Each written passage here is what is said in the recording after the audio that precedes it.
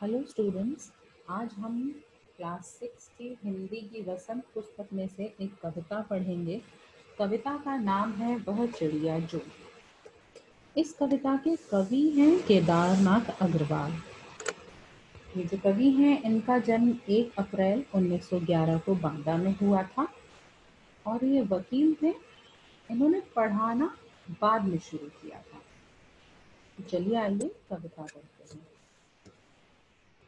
वह चिड़िया जो चोंच मार कर दूध भरे जुंडी के दाने रुचि से रस से खा लेती है। वह छोटी संतोषी चिड़िया नीले पंखों वाली मैं हूँ। मुझे अन्न से बहुत प्यार है। तो यहाँ कवि एक छोटी चिड़िया के बारे में बात कर रहा है और कवि ये बता रहा है वो चिड़िया कैसी है।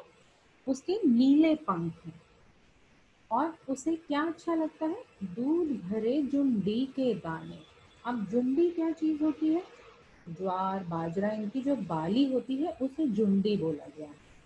और जब ये इसमें जो दाने हैं ये कच्चे होते हैं तो उनके अंदर एक दूध जैसा लिक्विड इनके अंदर होता है, तो उसको बोला है दूध भरे जुंडी के दाने। इनको चिड़िया अपनी चोंच मार मार कर खाती है। रुचि से रस से खा लेती है। रुचि से मतलब बहुत मन से शौक से खाती है।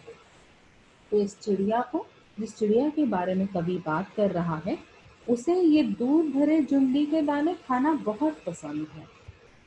वह छोटी संतोषी चिड़िया।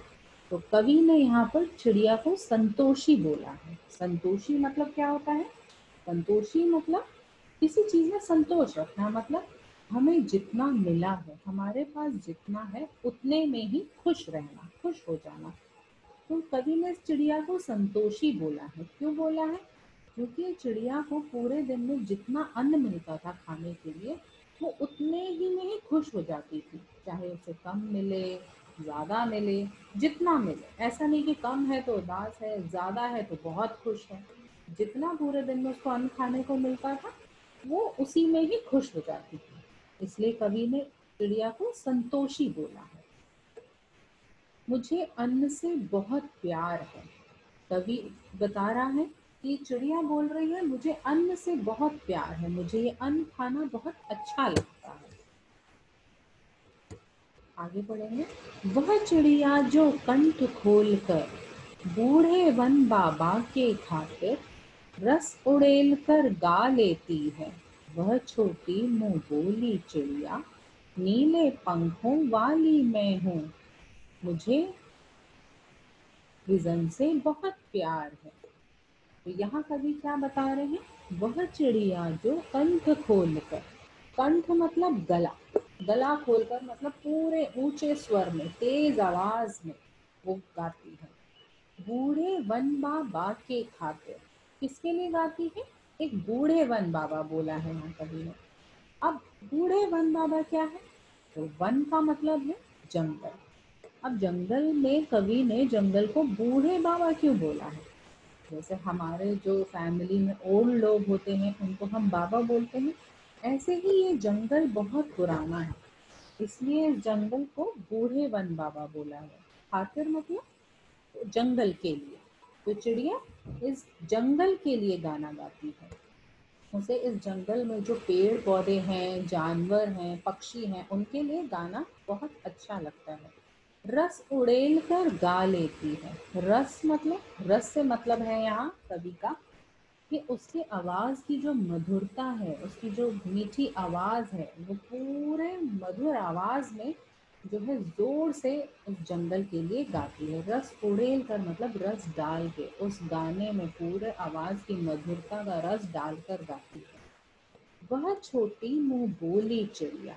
अब चिड़िया को यहाँ पर कवि ने मुंह बोली बोला है। मुंह बोली का मतलब क्या होता है, मुंह बोली का मतलब होता है कि जो भी इंसान बहुत प्यारा होता है सबको, जिसका सब लोग जिसकी बहुत तारीफ करते हैं कि अरे वो बहुत अच्छा है, और सब वो इंसान सबको बहुत अच्छा लगता है, सब उसकी बहुत तारीफ करते हैं, उस इंसान को बोलते हैं मुंह बोला। ऐसे ही यहाँ ये जो चिड़िया है, इसे हर जंगल में हर पशु पक्षी जानवर, पेड़ पौधे सब उसे बड़ा पसंद करते थे, बहुत प्यार करते थे। इसलिए कवि ने यहाँ चिड़िया को बोला है, वह छोटी मुंह बोली चिड़िया, नीले पंखों वाली मैं हूँ, मुझे विजन से बहुत प्यार है। अब विजन क्या होता है? विजन का मतलब होता है एकांत, शांति। तो चिड़िया क्या बोल रही है? मुझे उस जंगल में जो शांति है, जो एकांत है, वो मुझे बहुत अच्छा लगता है, तो मुझे विजन से बहुत प्यार है। आगे पढ़ेंगे। वह चिड़िया जो चोंच मार कर चढ़ी नदी का दिल टटोल कर जल का मोती ले जाती है, वह छोटी गर्वीली चिड़िया नीले पंखों वाली मैं हूँ, मुझे नदी से बहुत प्यार है। तो यहाँ कवि क्या बता रहे हैं? कवि कह रहे हैं कि वह जो चिड़िया है वो चढ़ी नदी का दिल टटोल कर। चढ़ी नदी से मतलब है एक नदी जिसमें बहुत ऊंची ऊंची लहरें उठ रही हैं, बहुत उफन रही है वो नदी, तो बहुत तेज पानी का बहाव है। चढ़ी नदी का दिल टटोल कर, दिल मतलब दिल से कवि का यहाँ पर मतलब है कि नदी के बीचों बीच जाकर क्या करती है वो? जल का मोती ले आती है। अपने चोंच में एक मोती जितनी पानी की बूंद लेकर आती है। तो सोचिए कितनी हिम्मत का काम करती है वो, कि जब उसे प्यास लगती है और उसे पानी चाहिए और एक नदी है जिसमें बहुत ऊंची ऊंची लहरें उठ रही हैं, तो भी वो डरती नहीं है। वो पूरी हिम्मत के साथ, साहस के साथ उस नदी में जाती है और पूरी उन लहरों के बीच में जाके एक जल की बूंद लेकर आती है अपने लिए। वह छोटी गर्वीली चिड़िया, गर्वीली के मतलब होता है कि जिसके ऊपर हम गर्व करते हैं। तो वो कवि कह रहा है कि छोटी चिड़िया के ऊपर उसे अपने ऊपर गर्व है कि मैं इतना मतलब मेहनत का काम कर रही हूँ, इतना साहस का काम कर रही हूँ। तो वह छोटी गर्वीली चिड़िया, कवि ने चिड़िया को गर्वीली बोला है क्योंकि उसने कितना गर्व वाला काम किया है। ये है इतनी छोटी सी, लेकिन इतनी तेज उफनती हुई नदी के बीच में जाकर अपनी जान की परवाह किए बिना वो जल का बूंद लेकर आती है। मुझे नदी से बहुत प्यार है, चिड़िया बोल रही है। मुझे इस नदी से बहुत प्यार है क्योंकि ये मुझे जल देती है। मेरा जब मन करता है तो मैं इसकी लहरों के साथ खेलती हूँ, कभी उसके अंदर जाती हूँ, करती हूँ। इसलिए चिड़िया बोल रही है कि मुझे इस नदी से बहुत प्यार है। तो अब इस पूरी कविता के माध्यम से कवि हमें क्या समझाना चाह रहा है, क्या जीवन का सार देना चाह रहा है? कवि ये बताना चाह रहा है कि हमें अपने जीवन में जितना हमें मिल रहा है उतने में हमें हमेशा संतोष रखना चाहिए। चाहे कम मिले, चाहे ज़्यादा मिले, जितना। लेकिन संतोष का मतलब ये नहीं है कि हमें इच्छा नहीं करनी चाहिए। हमें हर चीज़ की इच्छा ज़रूर करनी चाहिए। इच्छा ख़त्म नहीं करनी है हमें। इच्छा हर चीज़ की करनी है। चाहे हमें फर्स्ट आना है, हमने सोचा है हमारे अच्छे मार्क्स आने चाहिए, या हमें फर्स्ट आना है किसी कंपटीशन में, क्लास में। इच्छा ज़रूर रखो और उसके लिए पूरी मेहनत से, पूरी हिम्मत से, पूरी लगन से उस इच्छा को पाने के लिए काम करना चाहिए।